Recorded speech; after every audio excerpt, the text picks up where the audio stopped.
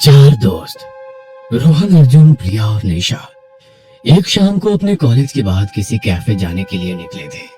लेकिन कैफे पहुंचने से पहले ही उनकी नजर रास्ते पर बने एक पुराने सर्कस पर पड़ी। यार मैं क्या कहता हूँ, आज कैफे को छोड़ो, आज हम ये सर्कस देखने चलते हैं।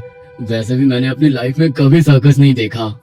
आइडिया तो अच्छा है, चलो चलते हैं। वैसे ये सर्कस बहुत पुराना है। मैंने सुना है कि यहाँ पहले बहुत बड़े बड़े शो होते थे।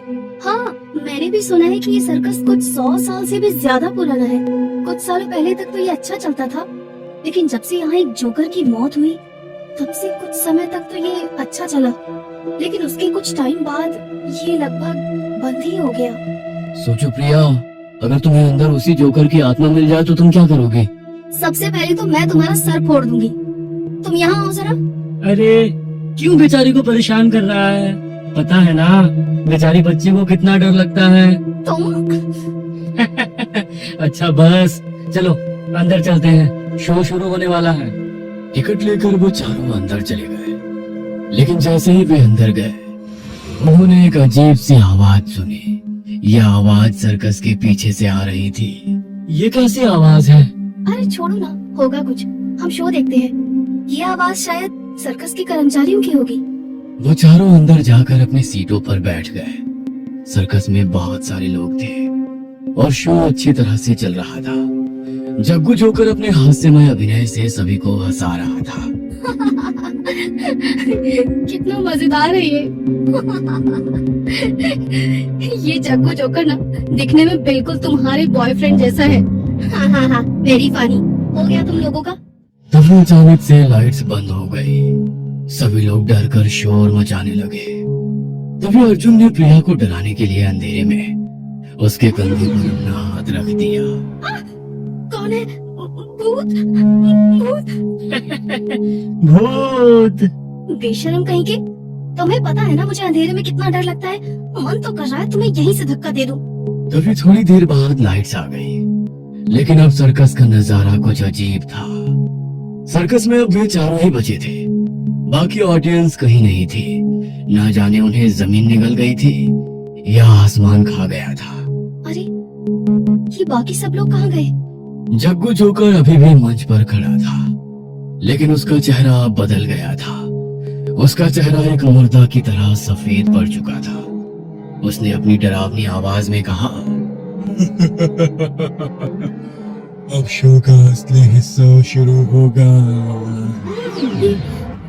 ये सब क्या हो रहा है यार? ये हमें डराने के लिए तुम लोगों का कोई प्लान तो नहीं है ना? देखो, अगर ऐसा है ना तो प्लीज बंद करो इसे। मुझे बहुत डर लग रहा है, प्लीज। पागल हो गई हो क्या? यहाँ खुद हम समझ नहीं पा रहे हैं कि ये क्या हो रहा है। अभी यहाँ पर इतने सारे लोग बैठे थे, अचानक से सब लोग कैसे गायब हो सकते हैं? उन चारों का डर से बुरा हाल हो रहा था, क्योंकि अभी अभी उस सर्कस हॉल में जो हुआ था वो बिल्कुल भी सामान्य नहीं था। ऊपर से जग्गू जोकर के मुंह से निकली इस बात ने उनके डर को और बढ़ा दिया था। चलो चलते हैं यहाँ से, उठो सब लोग, चलो। नो नो नो नो, तुम लोग अब मेरे स्पेशल शो का हिस्सा हो।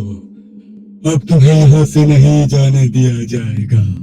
तभी अचानक से सर्कस हॉल में अंधेरा छा गया और वहां जग्गू जोकर की भयानक हंसी सुनाई दी। वो चारों बेहद बुरी तरह हड़बड़ा गए। तभी रोहन को अपने पास कुछ महसूस हुआ। उसने अपने आसपास देखा, लेकिन वो कुछ भी नहीं देख पाया।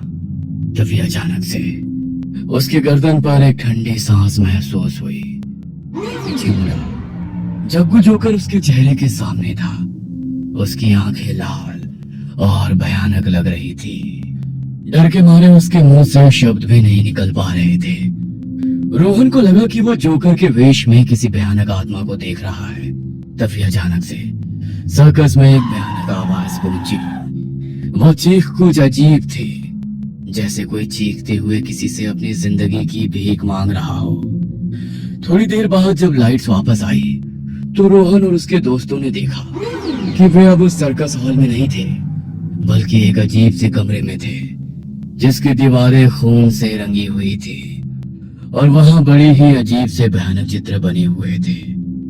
कमरे में एक बड़ा सा आईना था जिसमें उनकी परछाइयां अजीब से आकार में दिख रही थी और उनकी आंखें किसी शैतान की तरह लाल हो चुकी थी। तुम लोगों का मेरे सर्कस में स्वागत है।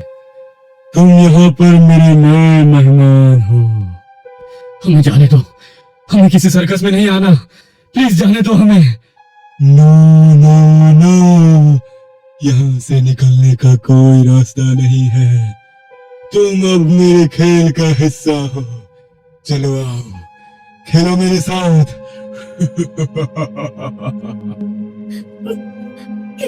कैसा खेल? देखो, हमें तुम्हारे साथ कोई खेल नहीं खेलना। प्लीज प्लीज हमें जाने दो, प्लीज। खेल तो तुम्हें मेरे साथ खेलना ही पड़ेगा। यहाँ से बाहर निकलना है तो मेरी बात तो माननी पड़ेगी। देखो, हम तुम्हारे साथ कोई खेल नहीं खेलना चाहते।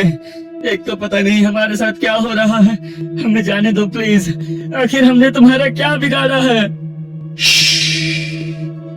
आवाज नहीं, मुझे शोर बिल्कुल नहीं पसंद। अपनी जान बचानी है ना तुम्हें?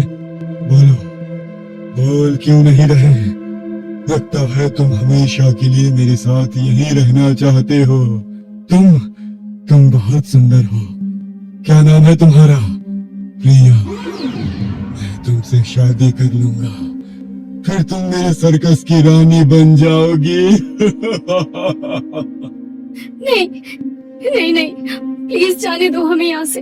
तुम जो बोलोगे हम करेंगे, लेकिन प्लीज प्लीज बाहर निकालो हमें यहाँ से। अगर तुम कहती हो तो मान लेता हूँ। एक खेल खेलो। यहाँ से बाहर निकलना है तो तुम्हें उस दरवाजे से गुजरना होगा, और अगर तुम उस दरवाजे से जिंदा निकले तो अपनी दुनिया में पहुंच जाओगे। लेकिन अगर तुम मर गए तो तुम मेरे सर्कस का हिस्सा बन जाओगे, और मैं तुम्हें मेरी तरह जोकर बना दूंगा। तुम्हारी आत्माएं मेरी हो जाएंगी। अचानक किसी के साथ अगर ऐसा कुछ हो जाए तो उसकी मानसिक स्थिति क्या होगी, ये तो हमारी सोच से भी परे है। वो कहते हैं ना, मरता क्या ना करता। उन चारों के पास अब उसकी बात मानने के सिवा दूसरा कोई चारा नहीं था, इसलिए अंत में उन सभी को वो खेल खेलने के लिए मानना ही पड़ा। ठीक है, हम तैयार हैं। हम खेल खेलेंगे। इस दरवाजे से गुजरेंगे हम। गुड बाय, समझदार लड़का। रोहन, अर्जुन और उनके दोस्तों ने दरवाजे की ओर बढ़ना शुरू किया। जैसे ही वे दरवाजे के पास पहुंचे, दरवाजा अचानक से खुल गया। तभी एक बहुत तेज रोशनी उन पर पड़ी। उनकी आंखों के आगे अंधेरा छा गया और वो रोशनी उन्हें खींचती हुई अंदर की ओर ले गई। उन चारों ने दरवाजा पार तो कर लिया, लेकिन उस दरवाजे से बाहर निकलकर वो अपनी दुनिया में पहुंचने की बजाय एक अजीब सी जगह में पहुंच गए। ऐसा लग रहा था मानो वो कोई कब्रिस्तान हो, लेकिन हैरत की बात तो ये थी कि वहां पर किसी की कब्रें नहीं थी, बल्कि फर्श पर मृत लोगों की लाशें पड़ी हुई थी जो अभी भी तड़प रही थी। ये क्या है? ये सब क्या हो रहा है? ये कहाँ आ गए हम? मेरा सर्कस है जहाँ तुम लोग भी इन सब की तरह अब अपनी जान गवाओगे। तभी एक भयानक आवाज आई और वहां पर एक बड़ा सा हॉल खुल गया। उनके चारों तरफ बहुत तेज रोशनी थी, जैसे एक दुनिया से दूसरी दुनिया में जाने के लिए किसी ने वहां कोई पोर्टल बनाया हो। उस हॉल में से एक लंबा हाथ निकला और उसने रोहन को पकड़ लिया। अर्जुन, बचाओ मुझे। वो हाथ रोहन को अपनी ओर खींच रहा था। उसके दोस्त उसे बचाने के लिए अपनी तरफ खींचने लगे। तभी प्रिया को अपने दाहिने पैर में असहनीय दर्द महसूस हुआ, जैसे हजारों बिच्छुओं ने उसके पैर पर डंक मार दिया हो। दर्द के मारे वो चीखती हुई नीचे गिर गई। तभी वहां पर तड़पती हुई अधमरी लाश ने उसे जकड़ लिया और उसकी ओर बढ़ने लगी। वह दृश्य बेहद खौफनाक था। डर के मारे प्रिया जोर जोर से चिल्लाने लगी। बचाओ, अर्जुन, निशा, प्लीज प्लीज हेल्प मी। प्रिया की चीख भरी आवाज सुनकर जैसे ही उन दोनों का ध्यान प्रिया की तरफ गया, वैसे ही वो हाथ रोहन को खींचता हुआ अपने साथ लेकर उस हॉल से कहीं गायब हो गया और वो हॉल भी वहां से उसी समय अदृश्य हो गया। रोहन! वो अधमरी लाश धीरे धीरे प्रिया से लिपटती जा रही थी। प्रिया खुद को उससे छुड़ाने की लाख कोशिश कर रही थी, लेकिन उसका कोई फायदा नहीं था, क्योंकि वो अधमरी तड़पती हुई लाश भी उससे बहुत शक्तिशाली थी। Help me. प्रिया की चीख जब उन दोनों के कानों में पड़ी, तो फिर से उनका ध्यान प्रिया की तरफ बढ़ा। रोहन तो वहां से जा चुका था, इसलिए प्रिया को बचाने वो दोनों उसकी तरफ दौड़े। अर्जुन, निशा, प्लीज मुझे बचाओ प्लीज। कहाँ हो तुम लोग? अर्जुन और निशा दोनों अपनी पूरी ताकत से उस अधमरी लाश को प्रिया से दूर करने की पूरी कोशिश कर रहे थे, लेकिन लाश ने प्रिया को नहीं छोड़ा। तभी निशा के पैर को भी वहां पर पड़ी एक लाश ने जकड़ लिया। निशा को भी अपने पैर में वैसा ही दर्द महसूस होने लगा और वो भी दर्द के मारे जोर जोर से चिल्लाने लगी। उसने नीचे की तरफ देखा तो उसके होश उड़ गए। वहां पड़ी एक और लाश उसके पैर को जकड़ती हुई ऊपर की तरफ आ रही थी। अर्जुन, अर्जुन बचाओ मुझे, ये मार डालेगा मुझे। अर्जुन! ये सब क्या हो रहा है? ये कहाँ फंस गए हम?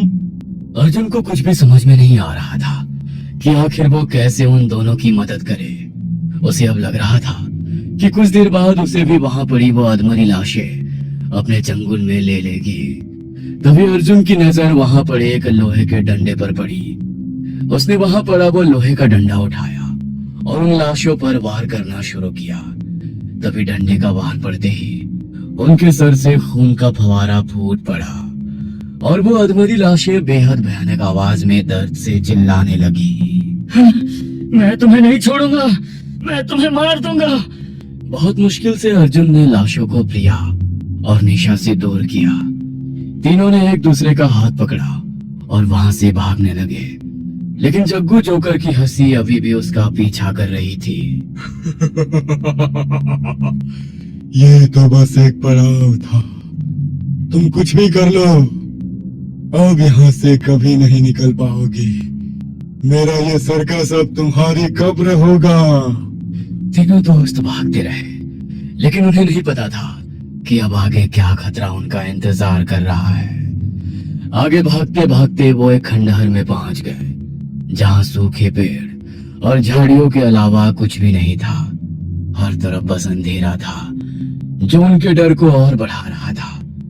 वो वहां से निकलने का रास्ता ढूंढ रहे थे, लेकिन हर रास्ता उन्हें और अधिक भयानक जगहों पर ले जा रहा था। तभी चलते चलते निशा का पैर पेड़ की एक झाड़ी में फंस गया। निशा झाड़ी से अपना पैर निकालने की कोशिश कर रही थी। तभी वो झाड़ी निशा को खींचती हुई ले जाने लगी। अर्जुन, प्रिया, मुझे बचाओ, ये मुझे ले जाएगी। अर्जुन और प्रिया उसके चीखने की आवाज सुनकर उसकी ओर मुड़े और उसे बचाने के लिए उसकी तरफ दौड़े और उस झाड़ी को पकड़ने की कोशिश करने लगे, लेकिन उस झाड़ी ने बहुत तेजी से निशा को घसीटते हुए वहां से ले जाकर पेड़ पर लटका दिया। निशा, निशा तुम बिल्कुल भी डरना मत, हम तुम्हें बचा लेंगे। प्लीज कुछ करो अर्जुन। रोहन को तो हम पहले ही खो चुके हैं, लेकिन अब निशा नहीं। प्लीज। तुम चिंता मत करो प्रिया, कुछ नहीं होने दूंगा मैं निशा को। अर्जुन ने एक पत्थर उठाया और उस झाड़ी पर वार करना शुरू किया, लेकिन तभी उस झाड़ी ने निशा के शरीर पर अपनी पकड़ को और भी मजबूत कर लिया और पेड़ की सभी झाड़ियां निशा के शरीर पर लिपटने लगी और एक झाड़ी ने उसके गले को कसकर जकड़ लिया। निशा का शरीर झाड़ियों में लिपटा हुआ तड़प रहा था। कुछ ही देर में उसके शरीर में हो रही वो थोड़ी सी हलचल भी एकदम शांत हो गई। तभी उनके कानों में वो भयानक आवाज पड़ी। क्या हुआ? नहीं बचा पाए अपनी प्यारी दोस्त को? बहुत याद आ रही है ना उसकी?